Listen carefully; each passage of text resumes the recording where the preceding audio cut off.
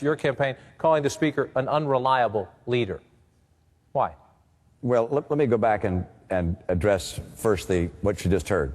What you've listened to, in my view, and the Speaker's rendition of history going back to 1978, his involvement in Washington, is, in my view, a perfect example of why we need to send to Washington someone who has not lived in Washington, but someone who's lived in the real streets of America, working in the private sector, who's led a business, who started a business, who helped lead the Olympics, who helped lead a state. We need to have someone outside Washington go to Washington. If we want people who spent their life and their career, most of their career in Washington, we have 3 people on the stage who, well, I take that back. We got a doctor down here who spent most of his time in the surgical suite. Well, not surgery, the birthing suite. But I think America has to make a choice as to whether we're going to send people who spent their life in Washington to go represent our country, or instead whether we're going to have someone who's been a leader in the private sector and knows how the real economy works at the grassroots level. Now you asked me an entirely different question. What do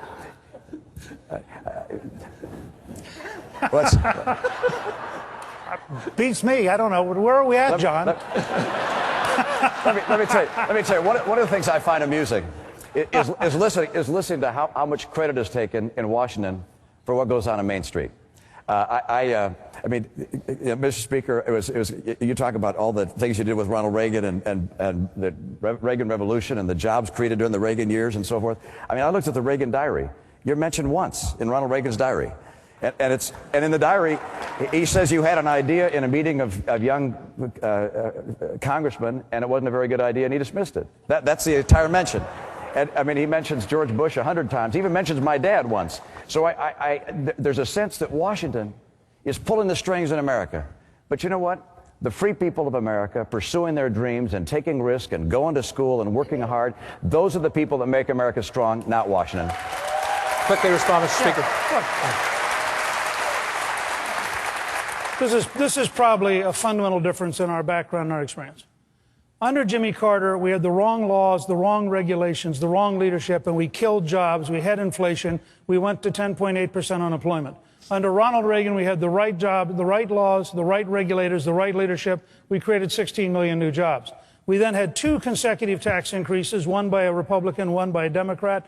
The economy stagnated. When I became Speaker, we went back to the Ronald Reagan playbook. Lower taxes, less regulation, more American energy, and 11 million jobs showed up. Now, I do think government can kill jobs, and I do think government can create the environment where entrepreneurs create jobs. And the truth is, you did very well under the rules that we created to make it easier for entrepreneurs to go out and do things. You'd have been much poorer if Jimmy Carter had remained president. Let me just tell you, Mr. Speaker, you were Speaker 4 years.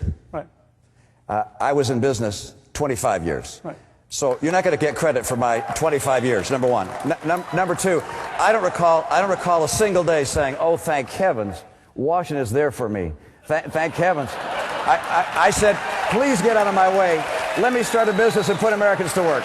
All right, let me get out of the way for a second and go back out to our audience and take a question from an audience member. Sir?